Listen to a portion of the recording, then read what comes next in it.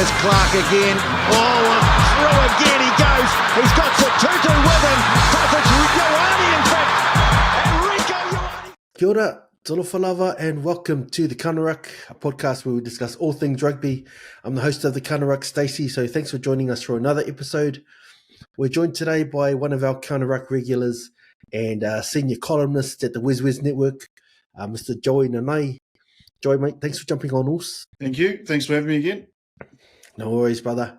All right, so before we get into it, I'll take care of some of our housekeeping stuff. So check out our website, www.weswesnet.com, and don't forget to click the support us button on the page to keep the content flowing. We've got some additional exclusive content there for our supporters, so some benefits there, as well as a lot of your articles, Joey, mate. You're the article king at the moment. So I'll also mention you can follow the WesWes Network on X and Facebook, and I think also TikTok, just social media in general. So yeah, give us a follow and give us a like on there.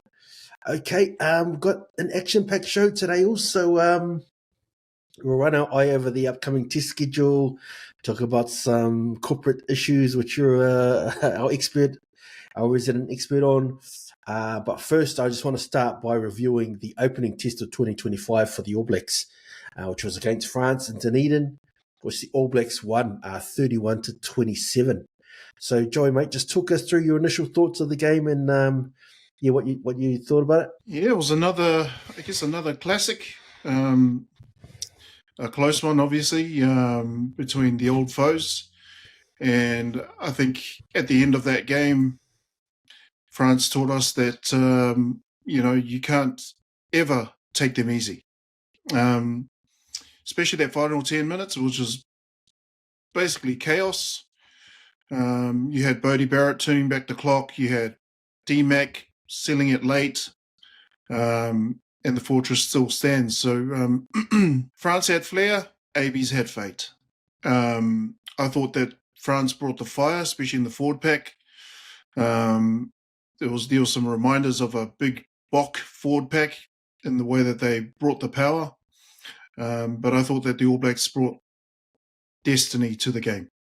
It was a tough fought battle. It was great to see some good rugby when it was put out there, but I thought the TMO had a bit too much to do with the result of the game and kind of took away from the spectacle of it in various parts of the game, especially with disallowing tries and things like that. So, yeah, all in all, I thought it was a good game and nice to see the ABs put under some pressure there by what I thought was a B team. No disrespect to our ABs, but I thought the French did bring a team that on paper didn't look like an All Blacks beating team, but look, they got close, so you can't count them out. Yeah, well said. That was a good quality game and quite a tough game first up for the All Blacks. They think they normally get a warm-up game. They normally smash one of the Pacific Island teams or something like that in the build-up.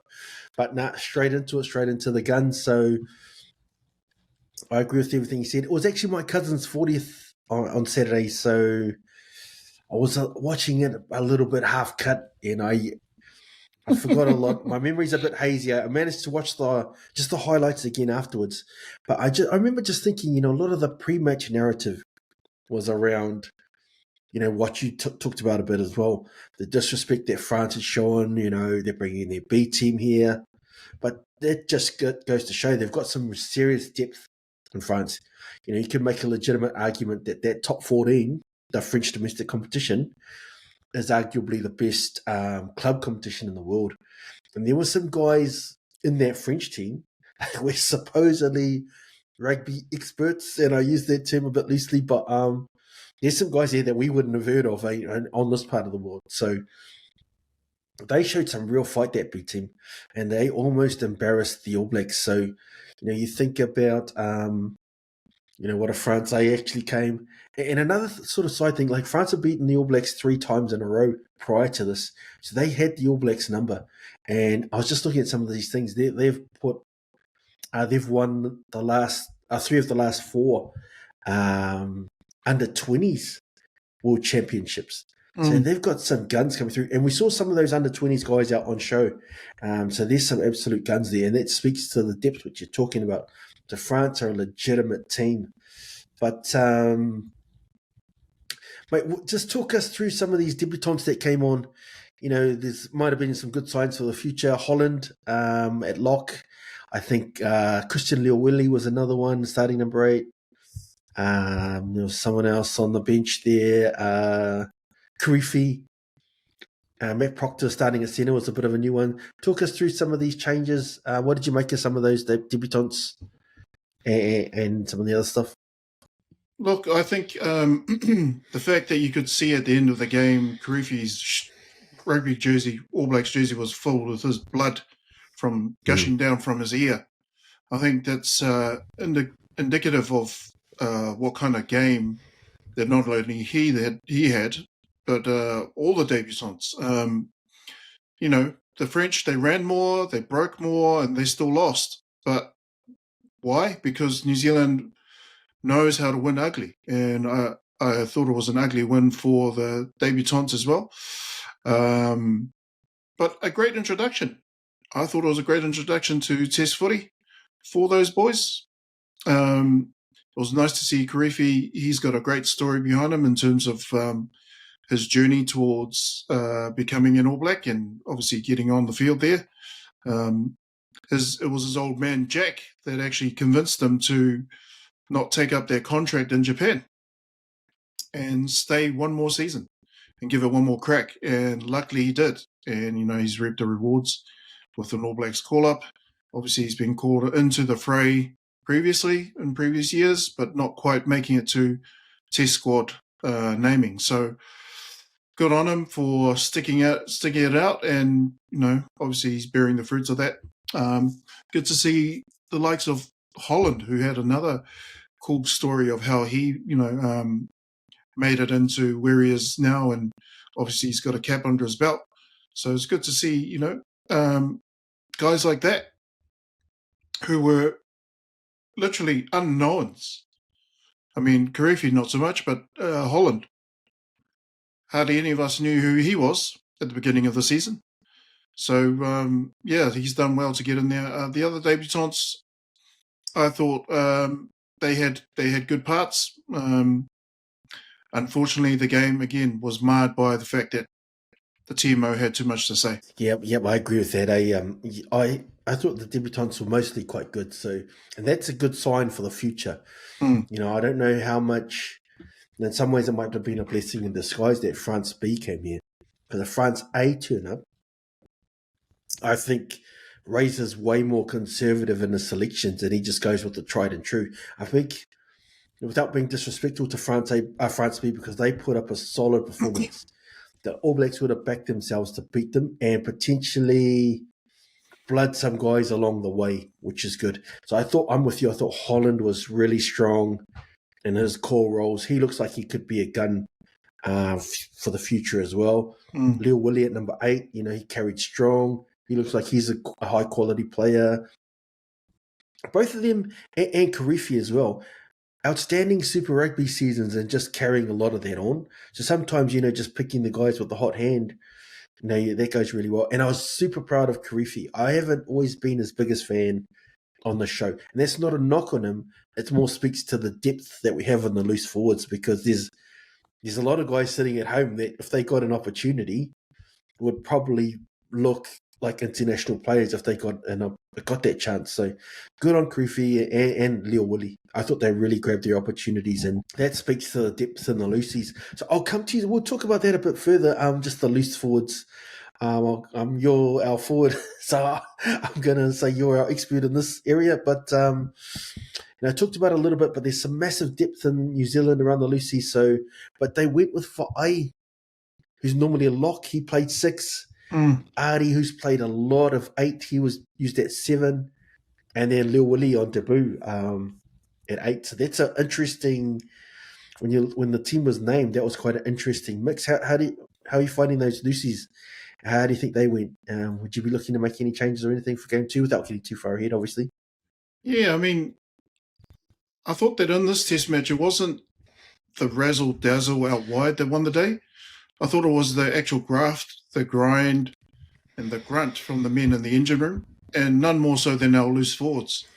You know, you named our loose forwards there. Obviously, debutant Duplessis Karifi, mate, when he came on, he was pretty gutsy, pretty uncompromising, as he usually is. In Super Rugby, Karifi didn't look overawed for a second, I thought. Just the fact that he made 14 tackles, 2 jackals, 1 turnover penalty, and a serious on French number 8, Mikhail Gouillard, in the 52nd minute, that turned the tide of the game. You know, and yes, he gave away a penalty or 2, but he actually showed real international intent. So, look, he's no Sam Cane, but he doesn't need to be. This kid's got his own brand of mongrel, I think. Sam is a big unit. He's a big body, and that's surely missed in certain games. But I think this kid, Karifi, definitely has the goods to show his stuff. Doesn't need to be that big body, because he definitely knows how to get in there and wedge himself in those rucks and pilfer the ball back. I thought the Artie, I thought his leadership was immense. You know, when the match hung in the balance, Artie stood up. You know, he had 13 carries for 76 meters. He beat 3 defenders, and on one particular offload in the 78th minute, that shifted momentum before that DMAC winner. He was really vocal across the field. He was composed, and as usual, he was fearless at the contact point. So, you know, he's one of those guys. You don't teach instincts to Artie. You just let him go to work. And that particular night, he clocked in early and he stayed late. That's basically what he does as a leader. And, you know, he's reaping the rewards of showing that work ethic. You know, he leads by example. And, you know, I thought that trio was quite balanced. You know, you want flash, watch the backs. You want blood, watch the forwards. That's basically my take on the Lucy's. And together, you know, they out-tackled the French. The French back row, they had, so the All Blacks had 45 tackles to their 32. And then 1 more turnovers, so 4 to their 1. And that was created on front foot ball for DMAC and Barrett to run right late. So definitely contributed to the outcome of the game, I thought, the Lucy's. Yeah, good thoughts, Steels. I think if we did a prediction at the start of the year, what our loose forward trio would look like, I think we would have picked Artie for sure, but those other 2 guys have really earned their spots on the back of outstanding Super Rugby form. And I quite like the idea of he's still got a bit of work to do to be an international 6, but I like the idea of, because he is a giant of a human being. You think about some of the Northern Hemisphere teams, South Africa, they have out-muscled the All Blacks a lot of times. So having these bigger guys, I'm a fan of it. It's going to take a bit of time for some of them, and it's a new combination. I thought for a first hit out, they did quite good. One more thing I wanted to look at as well. You know, we're both Blues guys. Rieko Ioane on the wing. You know, I'll get your take on him. But, you know, for me, I thought he was a bit poor.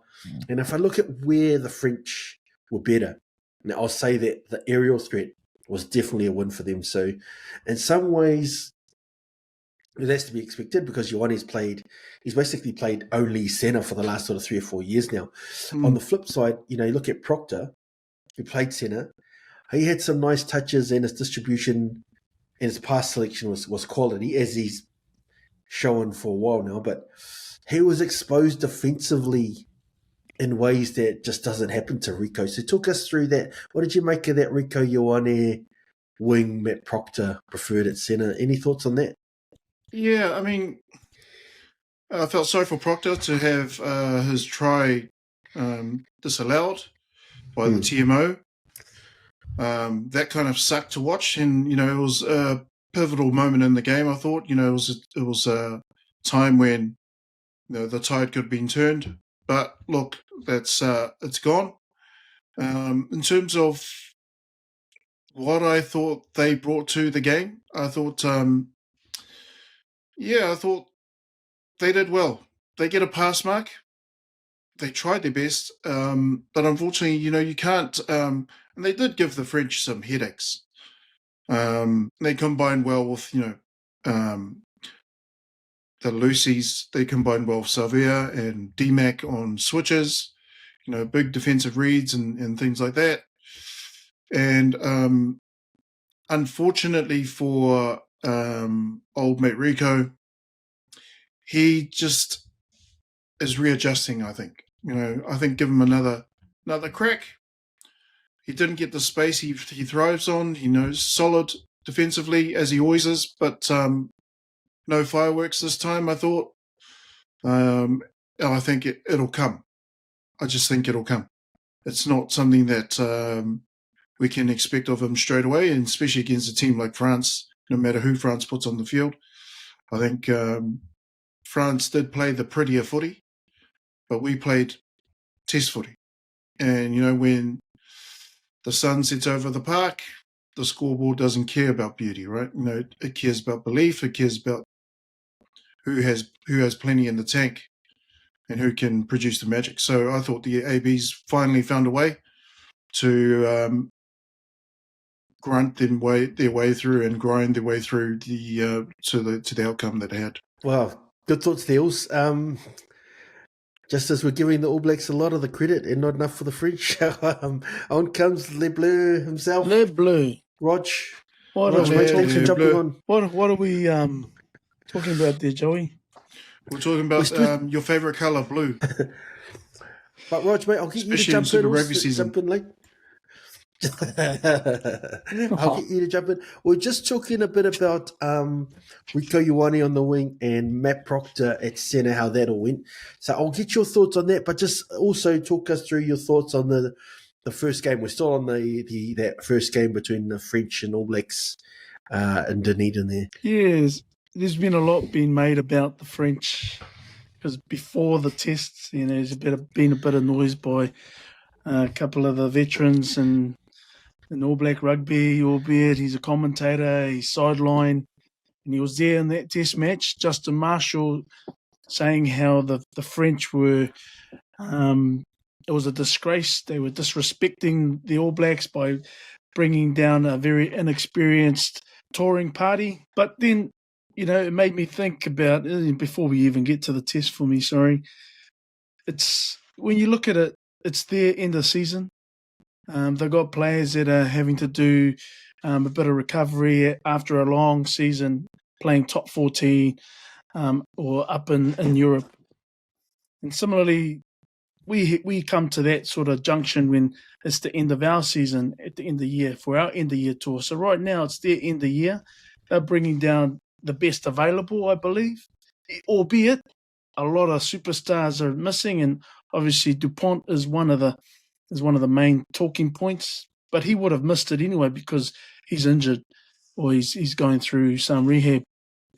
And so it's real rich of us, or even the commentary and all the experts and even us couch potatoes, in terms of saying that, it's an inexperience, it's a disgrace, they're disrespecting the All Blacks. But then we do it in turn. When we take our touring team at the end of the year up to the Northern Hemisphere, we take a few guys that we're trying to blood for the future.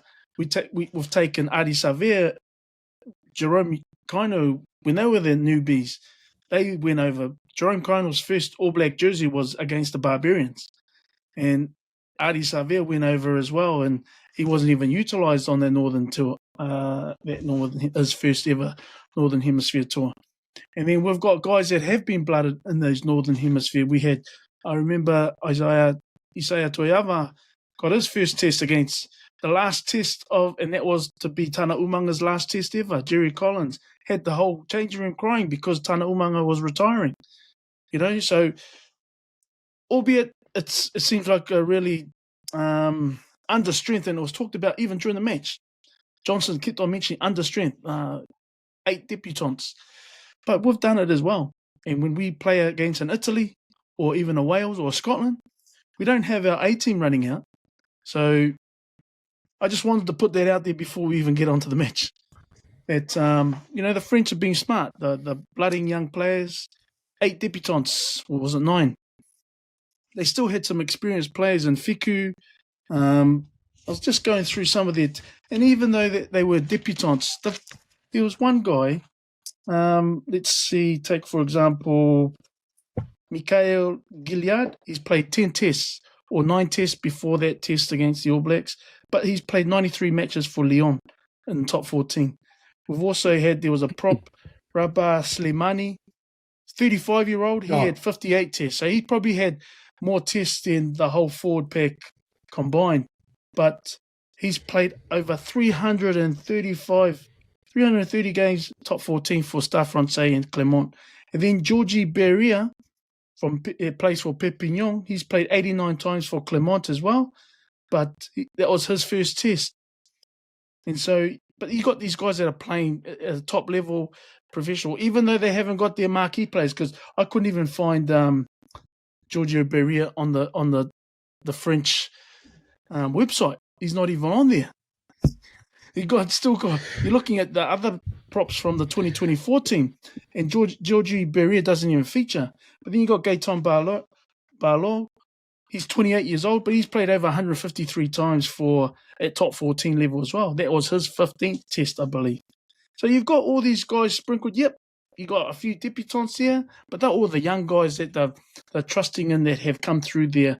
The last 3-4 years, the French under-20 program, they've won the last 3 tournaments, I think, 3 out of 4. So they're trusting in that program. They're trusting in that program, and they're blooding all these young guys that they know have done a job at under-20 level and giving them the opportunity. And this is the tour for it. And they've got a 3-test series against the All Blacks. What better way to do it? And we've been too much of an arrogant country in terms of the French, against the French, and we only have to look a little bit back in memory lane against them in 2011 Rugby World Cup. They had the worst build-up to that Rugby World Cup final. They lost to Tonga in pool play. They lose to us as well in the beginning, in the first game. I think it was. I think they lost twice before they even got out of into semi-finals. They lost to Tonga. They lost to New Zealand. Tonga. Yeah, that's right. They lost to us and Tonga. So they weren't even expected to make it to the semi-finals, the quarterfinals, let alone the semi. But then they played against, a Welsh team that had their captain red carded. So they were able to then just push through and survive, got through to and then won the semi-final. And then they ended up in the final. And we've underestimated them. Even that little build-up, a lot of people were saying that the French were going to get slaughtered by the All Blacks in the final. We only won by 1 point. And again, we're doing it again here, some 14 years later, underestimating what Fabien Gaultier has entrusted in the players that he's brought down here. And we only just win. Albeit, about the test, TMO intervention, I believe, sort of kept them in touch at the same time. So a bit of luck, but then where do we draw the line? Before we go on to Rico Ioane at 11, the TMO, should I have a break? Or should we carry on? I don't know, Stace. Mate, good points there. But just, this is a hypothetical, and something I've been thinking about. Because Roger, you brought up, and Joy, you guys brought up both good points about the depth that France have. They've dominated the juniors, so they've got the best young players coming through are French. That top 14, which you talked about, Rog, that's right up there. And now we're seeing how good France is. They've got some depth there that we haven't seen from France before. So just in a hypothetical scenario, if they actually bought their A team, they could probably have won that test and potentially win the series. So from that perspective, I think, this is, in my opinion, a missed opportunity. They'd won the 3 previous tests against us before. So they go for 4 in a row against us. They almost pulled it off. Yeah, that's right. That's but I think they're playing the long game. I disagree with the France B. Yeah, that's right. I really, it's sort of like it gets to me when people, especially our commentary and our so-called experts, start bandying around, the disrespect that they're doing by bringing these inexperienced players. But France are looking at the long game, and they're looking towards the Rugby World Cup 2027. Yes, they've got the under-20 program doing well, but they're also wanting them to then promote and graduate into the senior realms, because you've got all these young players playing at top 14, and they're playing such long seasons that they're able to then reward them for this, even for whatever reason, whatever the factors are as to why their top tier of players are unavailable. It's an opportunity for these young fellas. And although we were talking that you had commentary and murmurings that they're going to be lambs to the slaughter, the All Blacks are going to have a field day against this inexperienced entourage, but for them it's an opportunity. They don't see them as being beaten by this All Black team. They ruining the fact that they lost, that they had a chance. They believed that they had a chance even before they even arrived here. And it's just our media sort of, making up all that I don't know, getting us into but as a that fan, mindset. we're fans as well. Yeah. So you imagine France A against All Blacks A, like, man, that would be sold out Absolutely. in the first 5 minutes. That's must-watch TV. But Absolutely. France are like, oh, we're just going to send the bees. And the All Blacks are like, oh, well, we're going to blood these guys the French that we French wouldn't are have blooded not as going to well. pander to what New Zealand want. They're on their own agenda. This is what they're talking about. They're looking forward to Rugby 2027, and they're going to build up enough depth, and they've got a lot of depth, and it's through that, international domestic competition that they have, because they've got superstars from all over the world that are in this competition. But they can do that and still have all this depth, because you think, just like the EPL, that having all of this firepower coming from abroad, all the superstars to play their trades in France, that you'd think the national game or the national team would suffer for it. But in actual fact, they've got actual 3 divisions of professional divisions in France. And you got the top 14 that was spoken about, the Pro D2, which is the second division, and then you got Federal 1, which is their third division. And those are all, semi-pro or pro at Federal 1, but then you go through to Pro D2, it's pretty much professional right through to, and professional players can bounce in and around those 3 divisions, especially those top 2.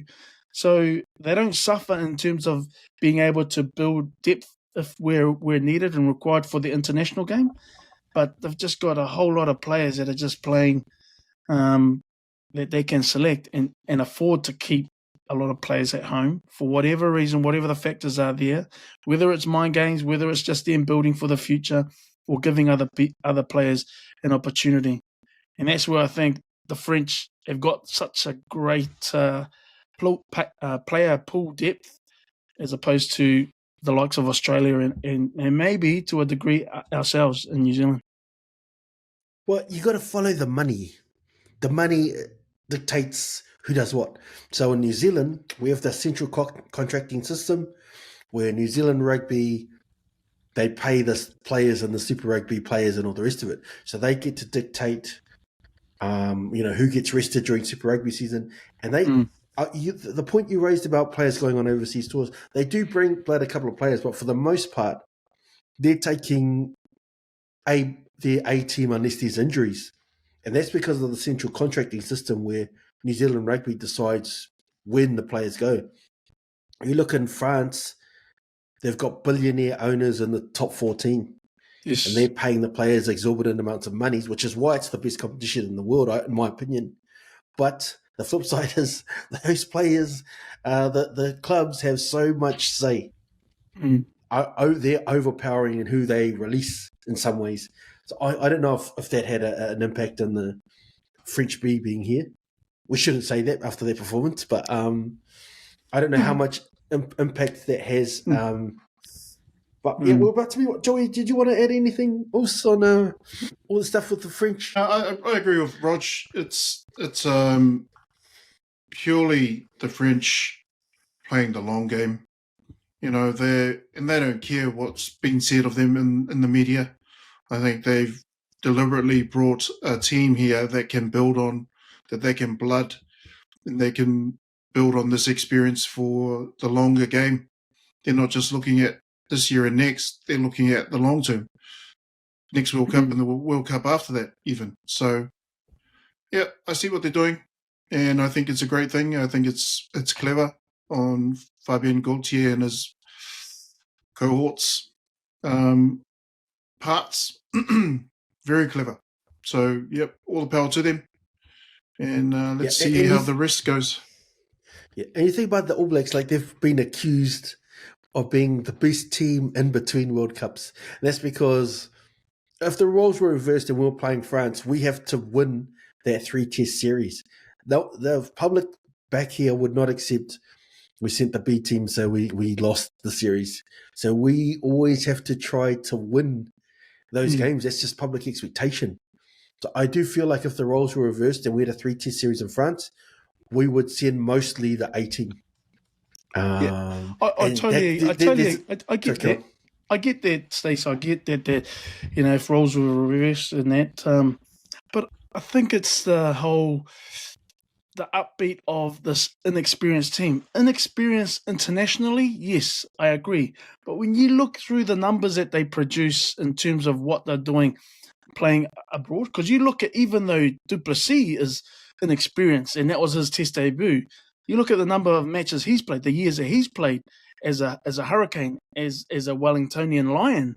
He's played, you know, an untold amount of games. So, yes, an experience internationally, but he's got a lot of experience that's, you know, been able for him to make the step into his career and to get his first taste of international, well, albeit a test game. He's played New Zealand 15. One could argue that's international rugby. But as young as some of these boys are, you know, you look at who else? Joris, the number 10 that played for France, Joris Segond. That was his debut, but he's played over 150 games, 125 for Stade Francais and 31 for Bayonne. So, you know, I can't bandy on about it enough, you know. So it's just, yeah, it's an argument. You've always been like half French, Roch, when we have these conversations. Oh, for over 20 years. Bro, Bonjour. you've always had a soft spot for the French. I've known that for the 30-odd years that I've known you, brother. So, yeah, good points. But did you guys have anything else you wanted to add? I know Roger jumped on a bit late. Anything else you wanted to mention about that first test before we start to do a preview of the second? Yeah, I just had a couple more things. Just I thought from a tactical perspective, you know, I thought Bodie, as much as a lot of people wrote him off, I thought he had a bit of a masterclass in terms of his vision and how he unlocked the French defense. There were 3 key assists that I saw in the game. That he had flawless midfield kicking.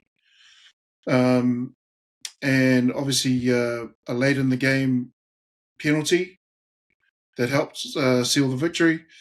Also, I thought the All Blacks were just a bit rusty, slow to fire in the first test of the season. Mistakes crept in with 16 turnovers. And that's 16 turnovers too many. It shouldn't ever be that high, but look, these types of games, hard, fast, and intense. Of course, the numbers are going to be high on that front. Poor kicking regathering, I thought. Less than 80% tackle accuracy, or, you know, it's not good for an All Blacks team. Yet there remains a bit of a steely resolve in terms of when they're tested deep, you know, scoring in the final quarter after languishing most of the game. 60 minutes of that game belonged to the French, I thought. You know, and the TMO chaos that Rog alluded to earlier, oh my God, 3 crucial tries chalked off, right? The Newell knock-on, the Proctor control, and the Will Jordan obstruction. I thought slower replay reviews robbed momentum and could linger on the minds of all the fans, including us. So, the numbers speak. Severe had 20 carries. Flipping heck, 20 carries in a game. Tackles, Holland, 17. What a game that fella had. Turnovers, there were 16 conceded versus France's 6 turnovers. Lineouts, perfect set piece, I thought. So, yeah, there's a few bits of room for improvement, but also they can go back and analyse that and see where they went wrong and what they did well to improve on for the next game. Yep, nice there, brother. I agree with all of that. And I was, I didn't have the numbers, but I was really impressed with young Holland there. So he looks like he could be it's only one game, so it's hard to get a gauge. But in terms of debuts, that's pretty impressive. So if he keeps on that trajectory, he could be a longer term All Black. So good to see. And Leo Willie's another one who we talked about earlier, who he was very good on debut as well. Roger talked about Karifi as well. So the depth looks there. We're talking about French depth with them bringing their B team, and they've got a whole A team at home. But the All Blacks, those young players that they picked as well, they're slowly building that depth as well, maybe in a bit slightly different way. But Roger, mate, you got any final thoughts on that first test before we preview the second one? Yeah, I think for me was the defense that the French had. They shut down a lot of our back play or a lot of our go forward because of their defense was quick to come up. And it was, when you had guys like Scott Barrett getting pummeled, Cody Taylor bounced off as well. Even Rico Ioane he underestimated his opposite number and tried to just run over the top. But he got done in a good tackle. I think there was like what Joey mentioned in terms of what the TMO interpretation of a student. It's like when you have the referee right there, and he's calling a knock back or something like that, because it's not until the TMO intervene that they adjudicate that Proctor had knocked it on with his other try. They got disallowed. And that was, I can't remember, that was in the second half, I believe.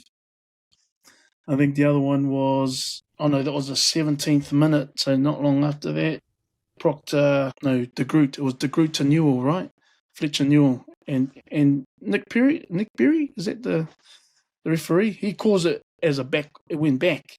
And then try scored. Roy Guard's size through, 2 front row forwards, links up with Geordie Barrett to score that try, the first try that was disallowed. Brilliant break. But Nick Berry even motions and you audibly hear him saying it went backwards. But, it was one of those 50-50 balls from the group.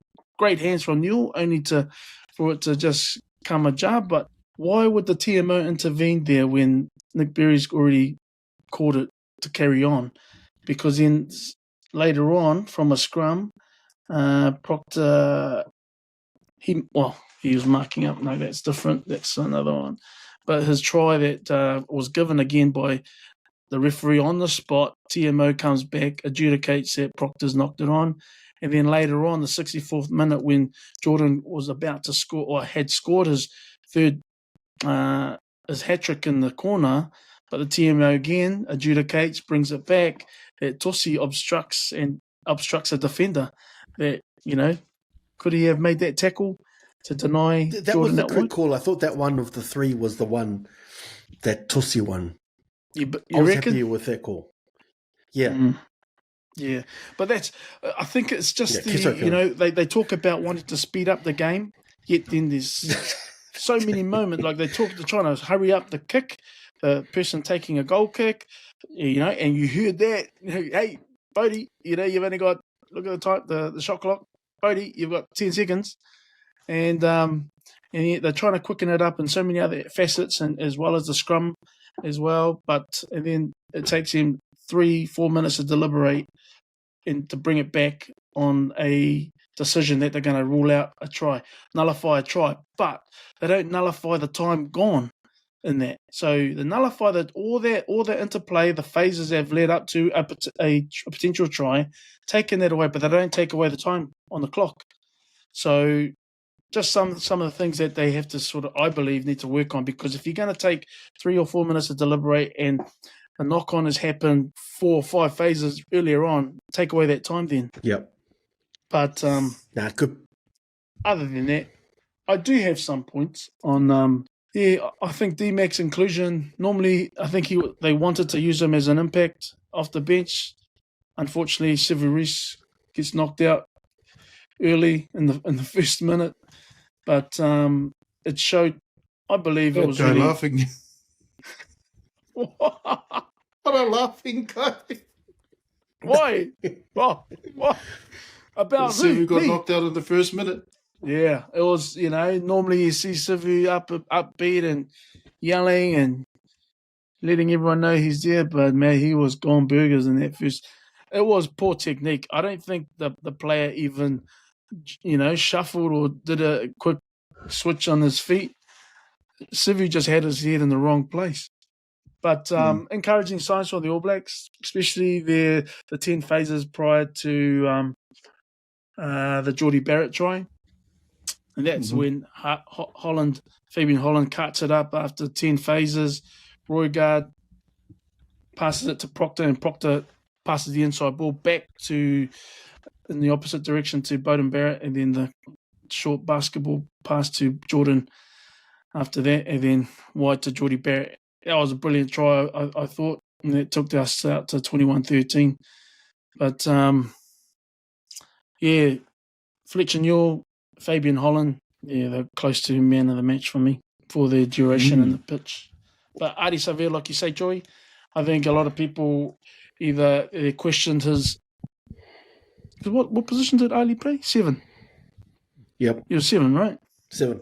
The only, with all the workload that he did, there was one crucial part where him and Scott Barrett, they got beaten by a skip ball, and that went to Jacobus Van Tonda, and he broke the line because it turned Artie and Scott Barrett inside out because neither of them had this guy.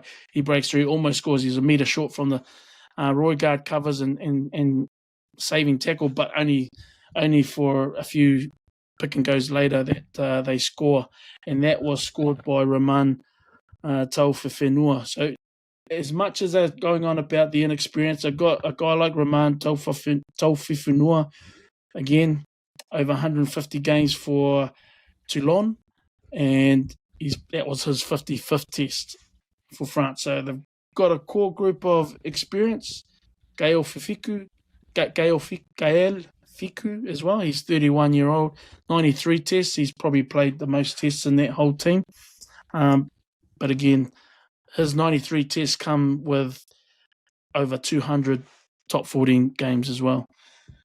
So I think there's been a lot made about and they've underestimated the French.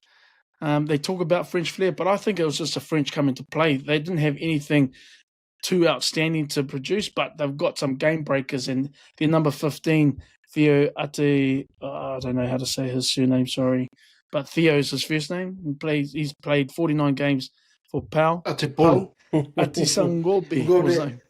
But he had only played 5 tests for France before that game, but he's a live wire, and he was the guy that got around Proctor in that first where Proctor misread the play. He was to Proctor's in Proctor's defence. He had marked up on his player on his number, but he didn't see Theo number 15 coming out wide, and it was a skip pass. Had that skip pass not happened, Proctor would have had his man, but it happened to be his man that they skipped, and then he was grasping at grass when he got turned around. But and then the French scored not long after that. But I think there's a lot of encouragement from both sides, and I think we need to persist with Proctor. I think he's one of our best acquisitions at centre at the minute, and also to persist with Mr. Rico Ioane out wide, even though he had a few mistakes, especially straight after the second half kickoff. He knocked it on, and that led to a try for the French, and that was the Villiers try. So, Right, boys, nice there. That was quite a comprehensive review of the opening game.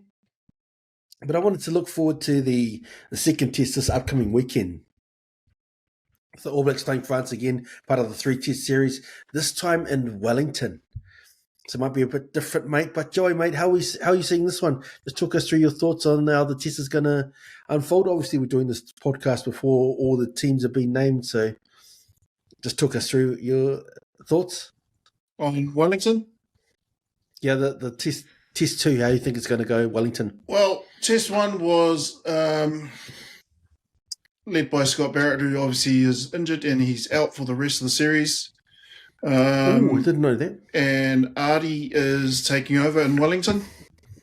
So that's his home ground.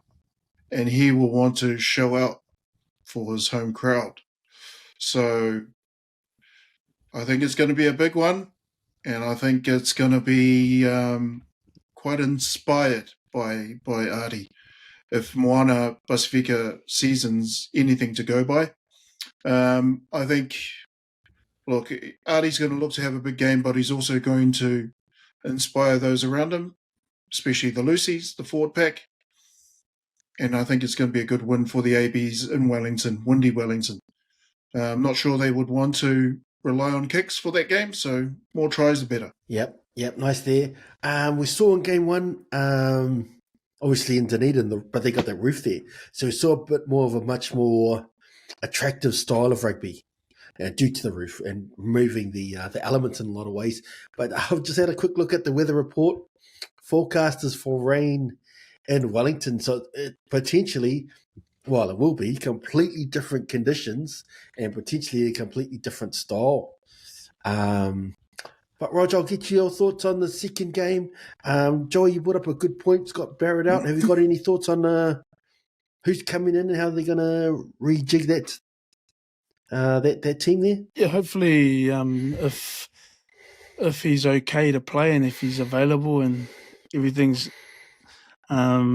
squared off medically, that Patrick Tupolotu will be his replacement, I believe.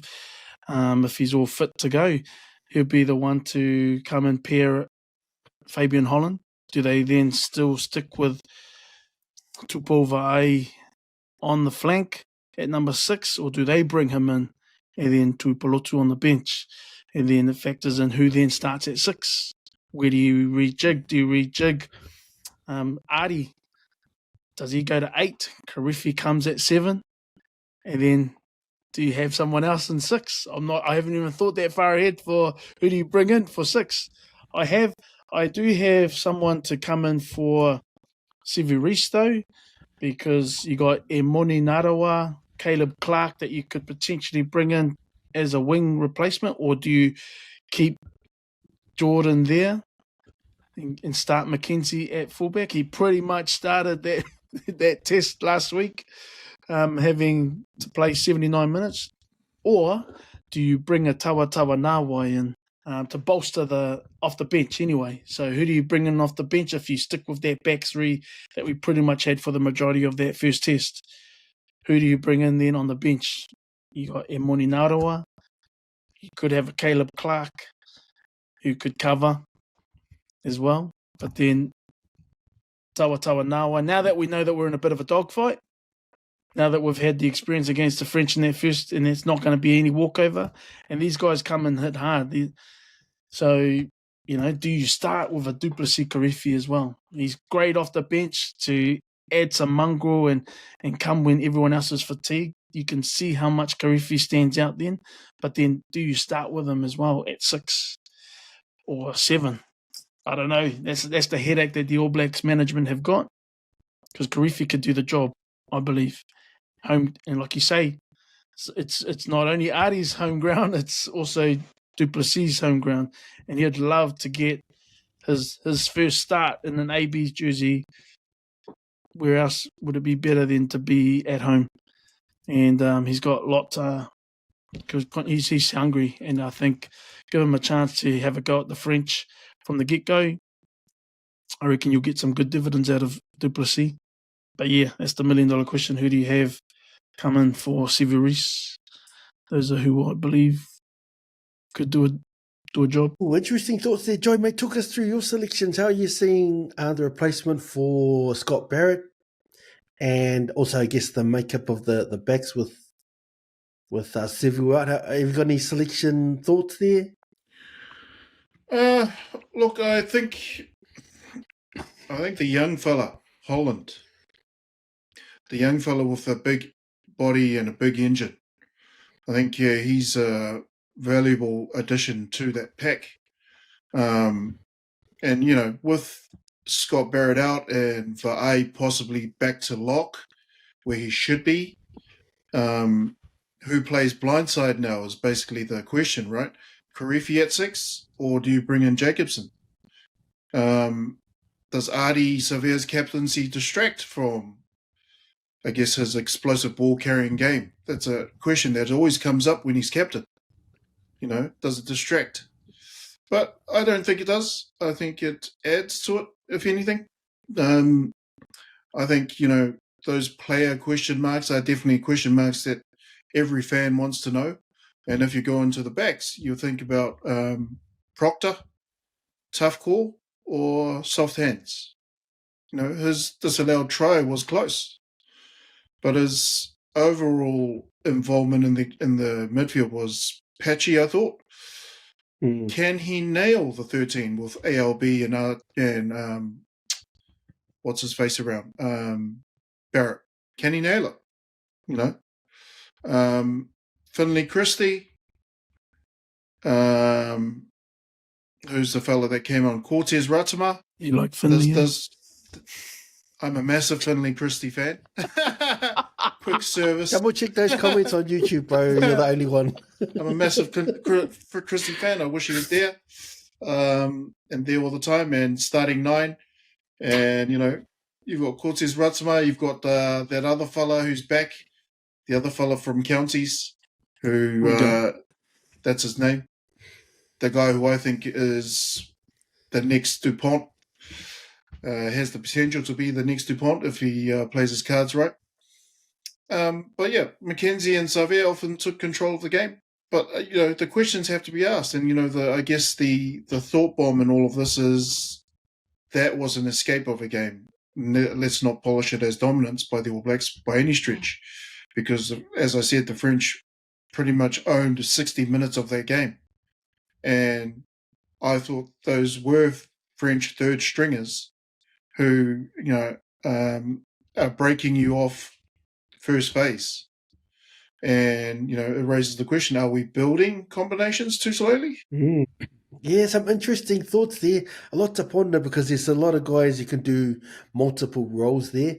So I talked about the weather, probably going to be raining in Wellington as opposed to under the roof of Dunedin. So it's going to be a completely different style of game, more close quarter stuff through the forwards just because of the conditions. I saw enough, and we talked about this a bit earlier, Joey, with those loosies that I would just stick with those 3 guys and give them another go. So I'm also with you, Rog. I'm picking Patrick Tuipulotu to come in to take over from Scott Barrett there. Another thing which I'm expecting is more of an aerial game, more kicking just because of the conditions. So Rico Ioane, I thought, was poor under the high ball because he hasn't been subjected to that. He's played too much centre. 3 times. I'll pick Caleb Clark. I'm giving him a recall. I think he's just far more assured under that high ball there. So I'm moving Rico to the bench, and I'm sticking with with McKenzie fullback. Yeah, sticking with McKenzie at fullback. But that's where Rico can cover, because that's the beauty of what they've experimented with Rico over these past few seasons, especially being playing more centre than he has wing, and that's the beauty of it. Leading up to the 27 World Cup or leading into matches such as this, when you have a guy like Sevu injured, you don't need to bring anyone in. Well, you do, but you just have him if he's on the bench, he can cover centre and wing. And I think, that's what they got to toss up. Do they bring in a centre or a winger? They can cover, but rest assured, Caleb Clark's under the high ball. he's shown enough that he's got the confidence of the coaches, and that's why he's still an incumbent All Black, just because of that. His power game. And I think playing against the French don't have big wingers, but you don't underestimate them by always running over them, because you tackle anybody with good textbook tackles, and then you always bring them down. And that's what I believe that Rico was just trying to be too confrontational as opposed to use his speed. And one would argue, does he still have speed? Like he looks fast when he breaks it in the midfield as a centre. Is he quick enough to still foot it with the rest of the wingers, to some of the wingers? I believe he still is, but maybe he doesn't have that same outright speed that he probably did when he was in his early 20s, but he's still quite fast. And so we haven't, and that's what he should back. He should back, when he plays wing, try and back his speed to run around or in and out players, as opposed to try and, barge his way over. Yeah. I'm still a huge fan. Obviously, might be Blues bias, because I know he cops a lot of criticism, and I still think he's the best centre in the country. I'll stand on that hill, man. Proctor gets a lot of credit. His ball playing, his passing, his distribution, his pass selection is excellent. But you mentioned it, Rog, and I think we mentioned it a bit. He got found out a little bit on defence again. So when he played Japan last year, he got exposed. And whatever you think about Rieko Ioane, his defence at centre is rock solid, man. So I put more emphasis on the defence than the distribution. It's just the way I am. Just at test level, I think that's more important. So, in saying all of that, I'm sticking with Proctor because I think, there's enough upside that he deserves to. You got to at least see it through and see how he goes. So, that's just the changes I'm going to make.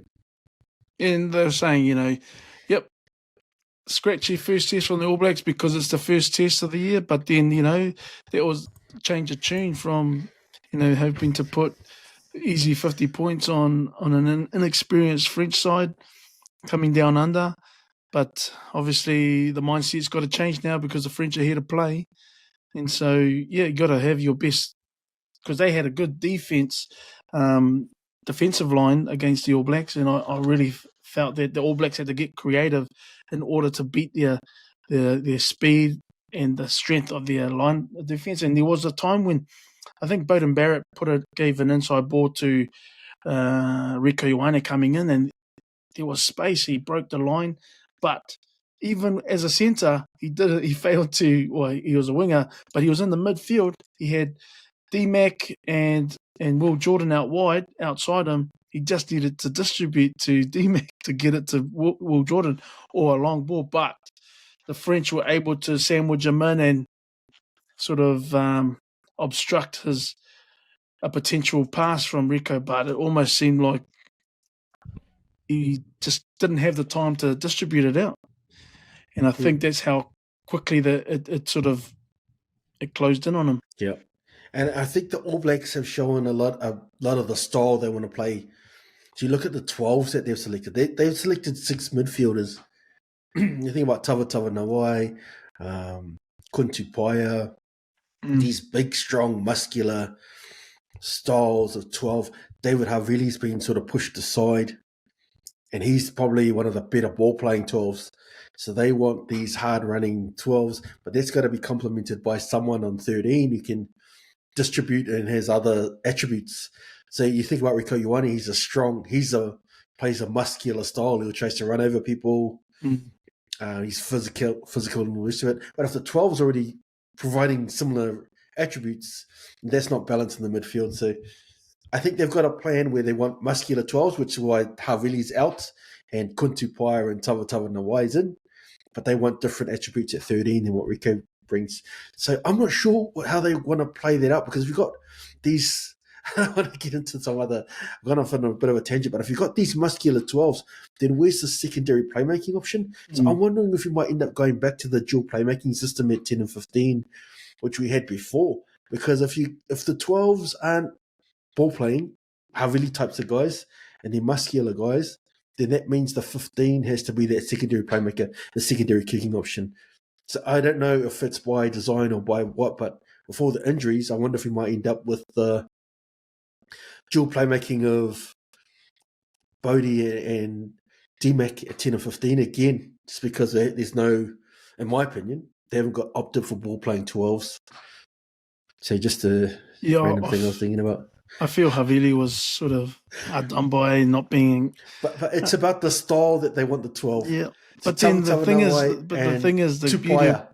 But then you've got Havili who can play multiple positions as well, because Havili can play 12, but he can also play 13, and then he could add a stretch at the back. So I think he was probably too similar to a Proctor for what Proctor could provide, but Havili's got a good kick on him as well. All right, we'll get some predictions for game 2. Mate, Joey, mate, have you got any thoughts how you think the game's going to go? Have you got any predictions on how you think it's going to play out and who's going to take it out? I think it's going to be one in the backs. I think the forwards will be an equal playing field, but I think it'll come down to the backs, and unfortunately for the French, I think the All Blacks backs will just have too much for them at Wellington. So I'm going for 13 plus. Ooh, I'll have to check the odds on there. There might be some value there. Rog, how are you seeing the game unfolding? Game 2. I think both teams will try and play an expensive game again, but our defense setups will probably cancel out any of those exciting back moves. But I'm thinking the All Blacks should be able to bounce back even better and in better style. And in Wellington, the Wellington crowd, the atmosphere, the French have lost here before against Tonga, and they'll be probably looking to get a win in the Windy City. But I think the All Blacks will be too good. But the French, they'll make it, a hard-fought win for the All Blacks, but it won't come with a bit of nervousness and anxiety. I believe, and the French will be able to probably make it close. Yeah, under 12 for the All Blacks. Yeah, I'm expecting a completely different type of game. I think the conditions will dictate that. It's windy, grainy Wellington is completely different to what we saw in game 1. So I'm thinking more close quarter stuff. And I think that might actually pull it towards closer, like you mentioned, Rog. I'm worried about, Scott Barrett. I think that's a big loss for the All Blacks. And some of the changes that they're going to have to potentially make. So I'm also trusting the All Blacks just because of our home record is pretty steep, but I'll go 1 to 12 like you, Rog. Just the conditions being the great leveler. So it's going to be interesting. And how they select the team will say a lot as well. So, all right, have you got no more thoughts on the All Blacks? Joey, mates, I'm going to pass it off to you to talk us through some stuff. Firstly, Moana Pasifika. So, something that sort of popped up through the news recently that I thought we should touch on, just, Moana Pacifica, we're Pacific Voices podcasts. So there's been some articles about them recently, about some corporate mismanagement and misuse of, I think, public funds. Now, I don't know too much about it, but Joey, you've worked, I guess, extensively in that corporate world, so you're our expert on these types of matters.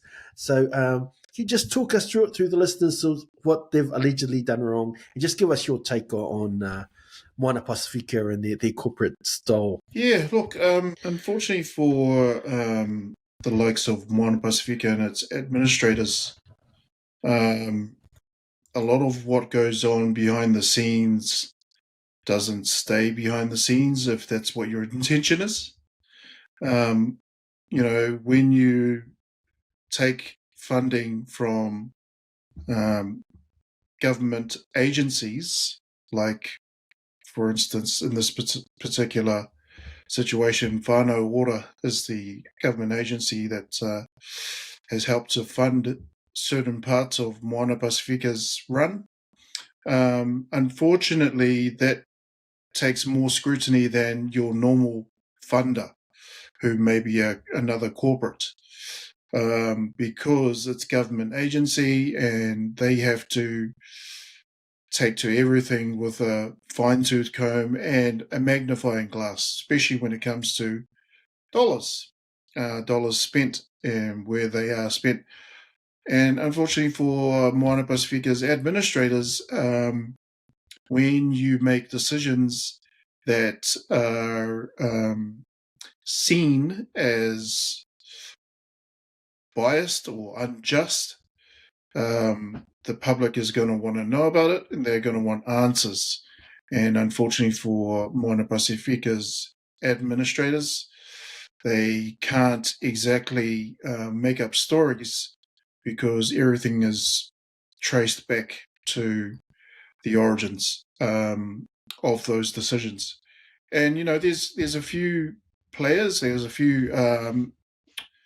is probably not the right word in this context. There's a few key people who are involved who hold a lot of trust within communities, especially the Pacific community. And those people are seen as role models. And unfortunately, I feel that they have been misguided and are seen to be misleading our people on certain fronts, especially with regard to decisions made, why they're made, and the correct processes to follow and protocols to follow when it comes to managing public funds. You know, people want to know, okay, why is my taxpayer money going towards an entity like Moana Pacifica through an agency like Whānau Ora, and the only explanation you have is, oh, we wanted to help support mental health of these rugby players. Unfortunately, for a lot of society, that's not good enough.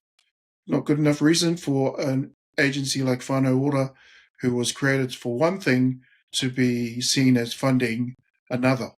But that's just one question mark of many question marks that are in that particular organization. And it looks like they've got a lot of answering to do in terms of the CEO especially, who has a few hats on.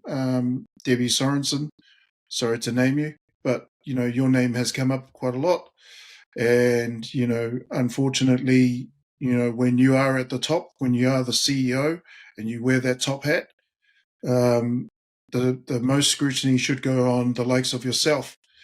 And, you know, you make the top decisions and everything should fall on you.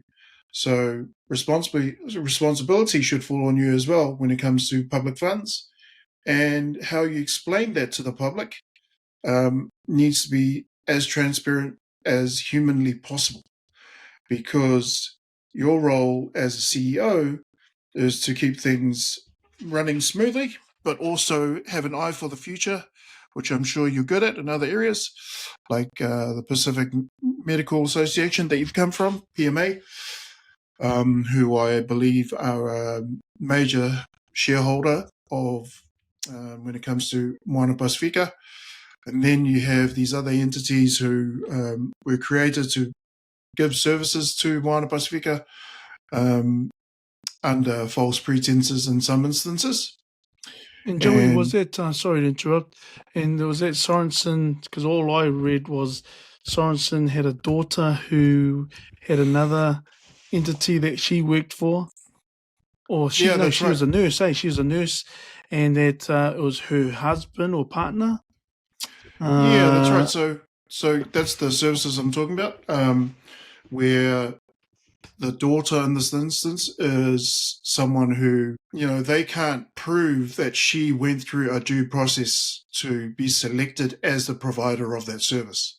Right. So there's a that conflict of interest in, with the mother. That in itself is a conflict of interest, no matter how you look at it. Because when your daughter is the provider of that service, and her husband are the provider of that service, then questions have to be asked. was there a selection process that took place for them to win that bid, and who else was involved in it? And if you can't prove it, then questions have to be asked of the person who approved it. And unfortunately, in this case, it's Debbie Sorensen. So Debbie has a lot to answer for on that front. And, it seems to be one of a few cases of mismanagement and, things of that level. And these are serious things, especially when you've got a community team who the people love and the people want to follow, and then it's led by, it's captained by a man like a leader like Adi Savea, who's been brought in to galvanize and mobilize the people and bring them together. And then at the end of the season, which was a great season for Moana results-wise, you have these kind of things happen. And, unfortunately, it doesn't bode well for Moana Pacifica as an organization, and it doesn't bode well for their future either. So we'll see what happens, what unfolds. Unfortunately, that's what it looks like from a corporate perspective. It doesn't look good at all. I just see it as someone who's a spectator, someone who looks at it from the outside in. I see it as just a age-old case of the corporates now looking at us as a people and painting us all with the same brush, that, we're just coconuts who say yes to anything and don't know how to run a business. Unfortunately, that's the stereotype that comes from things like this that happen. Yeah, nice thoughts there. Also, Roger, mate, have you got any thoughts on that whole scenario? No, I read about it, but I don't know the ins and outs of it enough to make too much comment on it. All I remember hearing is the name Sorensen, who's the CEO of, what is she the CEO of? A PMA, did you say? Yeah, PMA. And that, and I think it's not necessarily, having family members involved, but it's the selection process, as you mentioned, Joey, and I think there was denial that she wasn't involved in the selection process, but then something's come out that perhaps she was. So there's all sorts of conflict of interest just red flagged all over that. But yeah, I don't know. Again, I can't speak of the link between Moana Pacifica and how that money, how it all generates and how it comes to where it goes. But it's sad. It's a sad sort of way to, the season's done for Moana Pacifica. They had an awesome season, but now this is the sour taste that people are talking about when we reflect on, what's been an astonishing season for them, one to remember. And hopefully it all gets what do you say, sorted out, for want of a better term, just in due course, and hopefully that the flow, because the only thing I got thinking about was that, does this explain the 15 players leaving Moana Pacifica? Just putting it out there. I was just thinking, maybe they've gone and greener pasture somewhere else. With they're using their experience and their time at Moana Pacifica to launch into the next big contract that they have abroad or elsewhere down these ways. So, but the timing of this coming in the media has just sort of made me reflect back. Is there any correlation? Is there a link as to why we lost 15 players to Moana? Or was their contracts up at the end of it? Or is there more to be unraveled? Just things I'm just thinking on the fly. Sorry. Yeah. Good points there, boys. A lot of that stuff goes over my head a little bit, to be honest. So thanks, Joey, for your comprehensive review of all of that. No, I know a lot of sort of rugby podcasts, they just stick to the on-field play and don't dig too much into the administrative stuff, and I get that because they don't have that full understanding of corporate governance. So I'm grateful to have someone like you on the poddles. You've played enough, you've watched enough rugby to speak articulately about what's happening on the field, but you've also got that business acumen where you can discuss what's happening in the boardrooms and stuff like that. So that's a real valuable input also, and just a good point of difference for the poddles. But I'm going to come to you again, Joey, mate, because something close to your heart.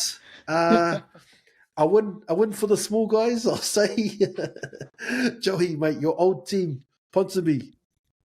Yeah. You've been able to fight off the billionaires, the dollars of private investors from Auckland FC, and keep sort of one of the oldest and proudest rugby clubs in their home ground at Western Springs. So I'll give you the first word. Talk us through that. Yeah, mate. Well, look, as of earlier today, actually, there has been an update on that front. There were 3 options. One option was for Western Springs Stadium to become the new home for AFC or Auckland Football Club. And that was one option. The other option was for the Ponsonby Rugby Club to remain. Sorry, let me pedal back a bit. So in option 1, where AFC takes over as their home, that would mean no more Speedway and no more Ponsonby Rugby Club. They would have to leave because the plans wouldn't include them. And that would mean it's privately owned stadium on public land. Option B would have been for Western Springs to have Ponsonby and the concerts as a concerted effort. So they would be the second option, where Ponsonby would remain, but also still have the concerts going, and therefore not having the Speedway as part of that option. And then option 3 is the status quo. So you've got Speedway, concerts, and Ponsonby in that third option. Or then you have the third option B, which is other options. So whatever other ideas the community came up with, that could be 3B.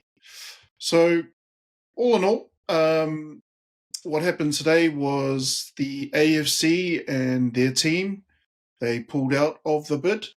And this was, I believe, after comms might have come from Auckland Council to the community to say, look, here's the data in terms of all the submissions that were put through in terms of votes for which options. What I can tell you to summarize all that data, and I've seen it, is that there were no standouts. There was no major standout in terms of all those 3 options, or 3 and a bit options. So therefore, I believe, and this is my own opinion, the option 1, or the AFC guys, I believe they read the room and decided to pull the pin on their bid. So what it does for them, in my mind, and also shared by a close mate of mine, Maddie, this now strengthens the idea to reopen conversations with the council and the likes for a waterfront stadium to happen, and that would happen now for AFC on their own if they were to go that way. And I think it's definitely something that they may strongly consider. But what it also means is for the locals of Western Springs Stadium, or the Ponsonby rugby community and their fans and supporters, and even Speedway, I think it's a small victory on a path to obviously those 2 entities either battling it out or coming to some kind of collaboration to remain as they have been, using the stadium together. So we'll see what that looks like now in terms of the bids and what they want to do with Western Springs Stadium, whether Moana now has something to say about the waterfront stadium as well, because they may want to get in there as well with AFC, right? You know, Take the Warriors in there too. They may want to get into that Waterfront Stadium. And guess who Warriors loses out? Warriors still stay. Warriors stay. Not smart. No, Who no, no, loses no. out? Who loses out? We're upgrading. The All Blacks. Well, The look, Blues. So if, you know, the council wants community value, of course they can have that with Ponsonby and the concerts and Speedway staying at Western Springs Stadium. But because AFC's now pulled out, the Speedways, the way I look at it, the council quietly tried to shaft Speedway. They quietly tried to keep them out of the negotiations. Because they had the farewell. They had the farewell Speedway. Yeah. It was. I thought it was all done and dusted. No, You know? well, no, I have to renew my membership. So now the Speedway have had a Save the Speedway campaign. So it's political. It's political. So, you know, does Moana make the move to Waterfront Stadium? You know, does that now become viable because of this? And if AFC wants to lead that charge and go for the Waterfront Stadium, why not? Right? Or does Moana now become the Harlem Globetrotters of Polynesia? You know, they're barnstorming across New Zealand and the islands and igniting pride on the field, but don't really have a home, you know? Yeah, because where else would you house them? Where would they call home? Yeah. It makes sense. Look, if it was going to be the waterfront one, then, you know, right next to the Moana. My thoughts on Moana is who really owns Moana, right? If you ask the fans, the people, if you ask the sponsors, the brand, if you ask the board, the pathway, but if you ask rugby itself, you know, Moana Pacifica is the conscience of this game. But, you know, a lot of people will disagree with that. So what does the next chapter look like? Is it about wins? Is it about people like Tom Savage, who are obviously not from Moana Pacifica countries? He's from the island in the Northern Hemisphere, England. See? Or is it Wales? Is he Welsh? He's Welsh. It's, you know, can this be packaged without being diluted? You know, the Pacific story. Can they prove you can lead with service and still win the comp? Or does corporate rugby eventually swallow the spirit? You know, all these questions have to be asked. And unfortunately for the likes of Moana, they really need to have a structure, have an organizational structure that is complementary to their goals. You know, their goals may be to win the comp one day. Is that looking likely after one improved season? And now we have all these admin dramas. You know, if the back office sucks, how long can the front office do well? And the front office being the players on the field and playing the games and winning. You know, they can only do so much. If the back office isn't taking care of itself, who's going to take care of the players? Well, hopefully they've signed Savage until 2027, so hopefully they've got, you know, the backing. They've obviously got the backing of the players. Players want to stay. Players want to play for Moana. You got Laumape coming in for next season. Obviously, they're not going to be without. They're going to be without their captain for one season, but he'll be back for the following. So they're going to be there for at least another 3 seasons. I'm hoping that they do sort out their back office and in order, because they've already provided a product for the people, and the people want to follow it. People want to be a part of it and support, you know, some of these boys that are going to go on to play for their Pacific teams. So there's a place for Moana. It's just, and whether it's they keep on moving to the next venue, whether the waterfront becomes something that they invest in as well, or take advantage of. The Blues should look at that waterfront because they can't sell out Eden Park anymore. And I heard they've been making. But then what happens really to Eden Park? Even. What happens to Eden Park then? Because once the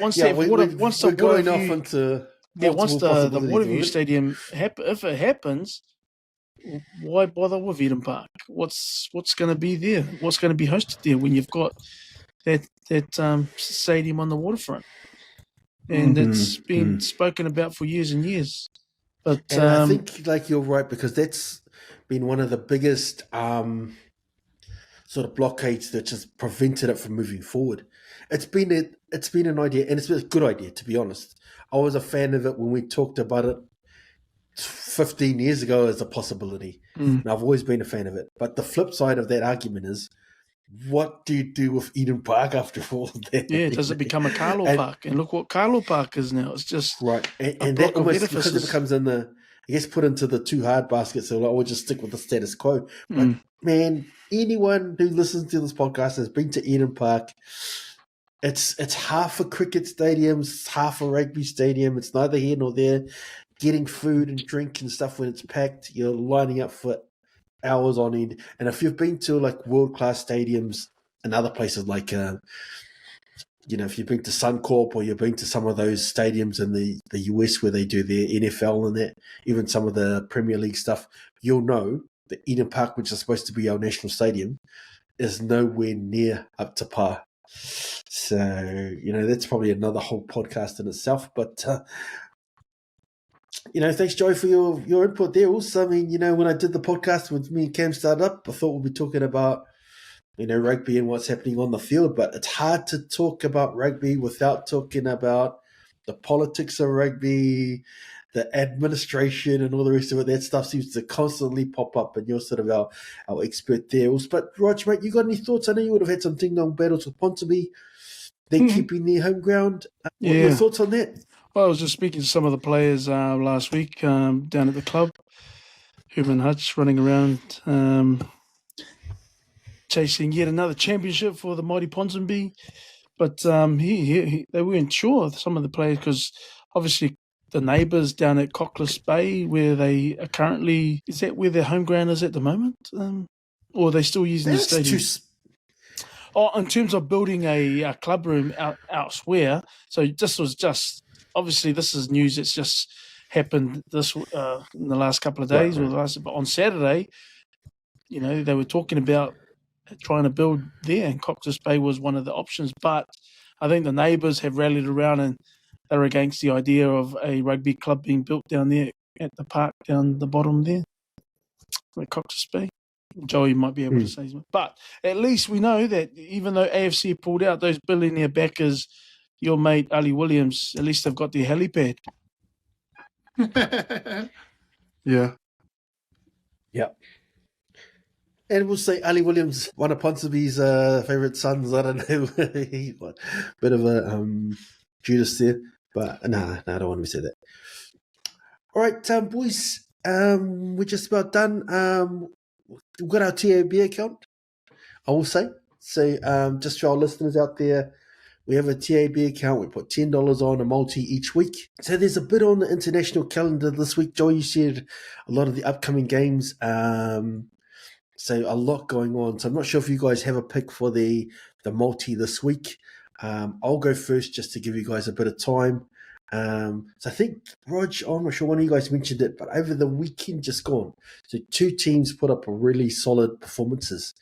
And the first team that I saw, which I quite liked, was Scotland. They beat the Māori All Blacks in Whangarei, and also Fiji. They pushed Australia all the way. And they had one of this beautiful try ruled out through the TMO interference again. But this week, Scotland's playing Fiji in Suva. So I think that's going to be a high-quality game. I wouldn't be surprised if turns out to be the match of the round. But just Fiji at home, similar to the draw, where that's Tarzan at home and they're struggling away. I just think Fiji at home, despite the excellent performance of Scotland, will be too good. So I'll go Fiji 1-12 on that one. And sort of a side note, Scotland's going to get Māori All Blacks, then Fiji, and then play Samoa. So they're doing their bit as a tier 1 nation to prop up this, the Pacific teams, but they're going to play Samoa cold. Samoa's going to come in cold, which is another side fact. But yeah, carry on. Sorry, Samoa's going to beat them anyway. Yeah, I like that. Fiji, hard done by against Australia last week, but I fancy them to beat Scotland at home in Fiji. We've seen what the draw and the crowds that they've had there for supporting the draw and the momentum that the draw were able. And the majority of them are going to be from that franchise and making up this Fijian team. So, yeah, I really like the odds on that. Another game that I'm sort of supporting, England, Argentina. Argentina, they beat the British Irish Lions a couple of weeks ago. Then they lose to, they didn't look anything as spectacular against England on the weekend. And I think they're playing again. Yep. They'll be playing on the 13th. So I'm hoping Argentina pull their socks up and they beat England 12 and under. Ooh. Anything from you, Joey? You got something? Yeah. Which games? Is it just one game? Just the Māori All Blacks of Scotland? Do Japan, Wales. That was last week. But Scotland were good. So I'm picking Scotland to Fiji to beat Scotland. A couple of other games, if you want to really test your knowledge, Brazil playing Romania. Some other stuff. Japan, Wales is another good one. And obviously the All Blacks, France. No, it's Uruguay, Romania. Oh, is it? Yeah. Oh, no, you're right. Sorry. Yes. All Blacks, France. I expect All Blacks to win that one. I expect them to have a bit of a punchy bounce back. And I know that Razor will be wanting the troops to improve quite a lot. So, steady response is expected on that one. Because the fact of the matter is France still lack the depth because they've got a domestically focused squad. And even though LeGarrick's boot might be great, no match for AB's physical edge, I think. So the question in my mind would be, can the ABs actually dominate early and bang out those extra points, 23 points, 23 plus points. I'd hedge with the All Blacks on handicap. I've got confidence in the depth that we have. And I would suggest it would be quite a comfortable margin. I'd go with All Blacks by 20 plus. Ooh. That's the way it's going to work. That could possibly work because it's either going to be a close game. We know now they've tested the waters. They know what they're going to get in the French, but the French could turn around again and get a spanking. And that's how unpredictable they can be. Yeah, that's true. They can come down and have a great game and just lose to the All Blacks, and then the following week when everyone now thinks, oh, it's going to be a dogfight, but then you can turn around and get a hiding, and the All Blacks are back to what we expect them to be, but then it gets undone again in the third test when the French win. Anyway, that's another week. But that's the problem with sort of sending the B team as well. I'm going to harp back to that B team thing because the reason why you become an AE team is because of your consistent. So you think of DuPont's consistently good, Arisavia's consistently good, not awesome one week, down the next week, sort of that type of mentality. That's how you end up a B type of player, that highs and lows type of thing. It's consistency which you and get. Speaking of B team, we've got some guys that have missed out completely on the All Blacks, and Hoskins Satutu is now playing for the AUNZ Invitational 15 versus British. I think I was going to say he's playing for England. Oh, Seiko, what a laughing guy. British and Irish. Like, there's a lot of players that have not been considered and are now playing for this AUNZ Invitational 15 that has no black in it, other than when you untuck your jersey and the black is down the bottom of the jersey. Anyway, but that should be an interesting game. Is it going to be a barbarian style team? Because there's international players like Lomape isn't even involved in it now, so it's sort of coming across as more of a barbarian type team as opposed to an actual competitive team.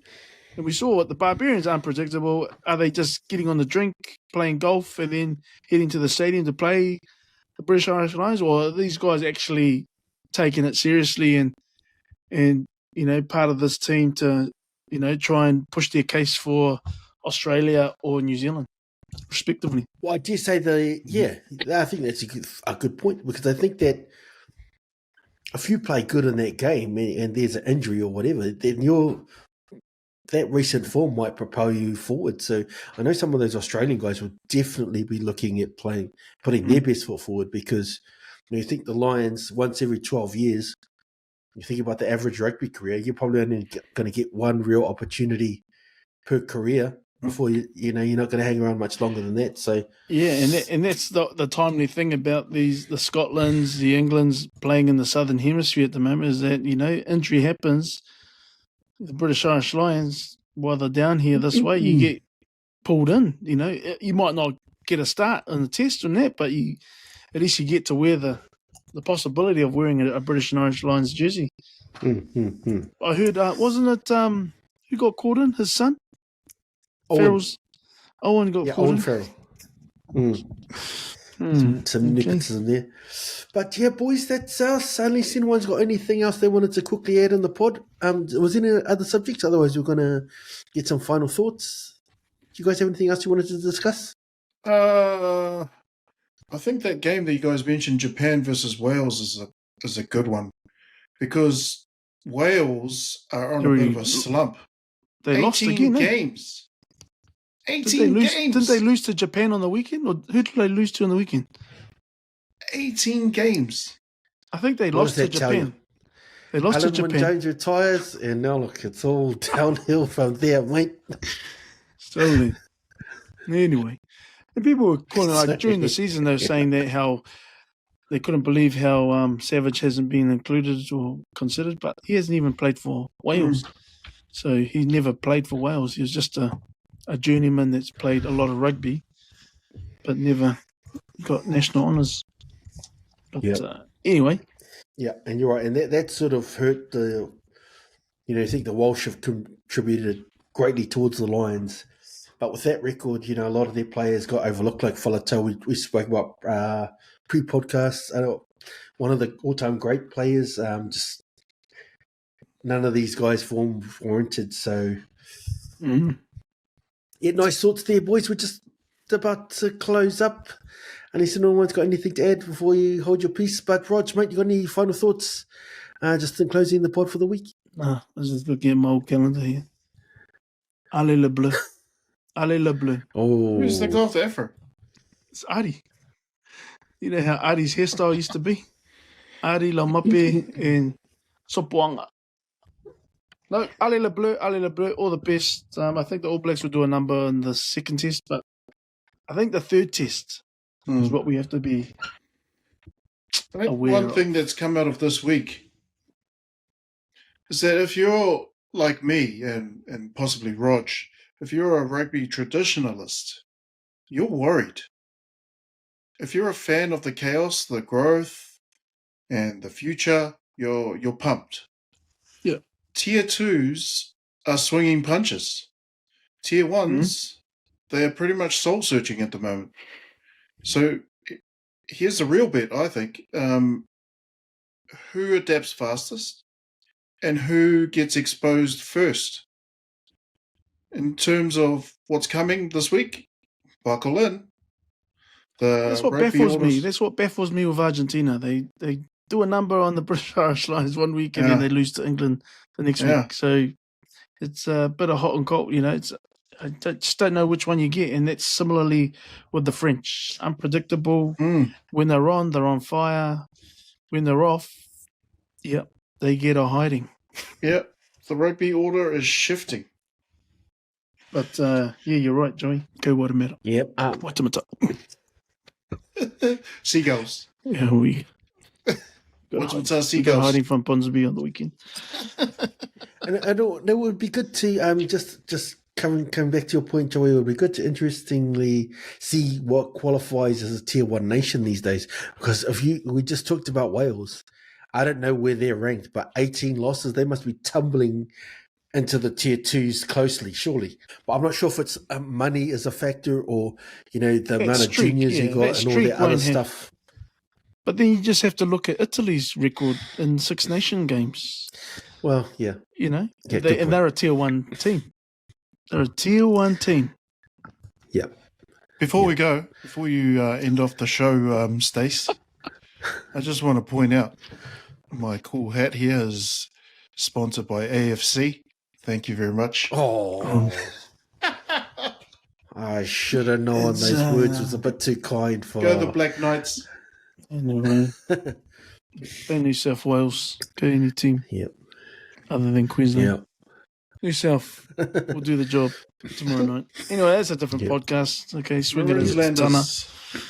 All right. Yeah, nice thoughts there, boys. You touched on something really interesting, which I tried not to delve into because I wanted to sort of save it for my final thoughts, but really about the TMOs. So we just had an outstanding Super Rugby campaign. And it felt like rugby was getting back to where it used to be. And it was a lot more fan-friendly, a lot more enjoyable to watch. And a lot of that credit has to go to the Super Rugby Commission. So they had an edict to make the game more enjoyable to the fans and more enjoyable to watch.